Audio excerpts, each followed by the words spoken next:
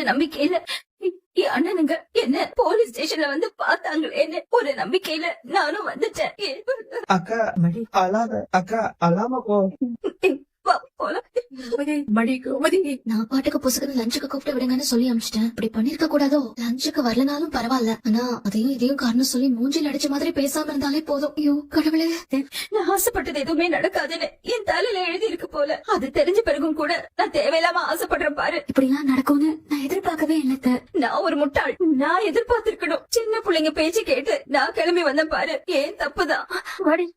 என்னங்க என்னங்க அக்கா அது ஏங்க ஒரு நிமிஷம். அண்ணன் குடும்பத்தோட உறவாடெல்லாம் நான் போலங்க. உங்ககிட்ட சொல்லாம போகணும்னு நான் நினைக்கலங்க.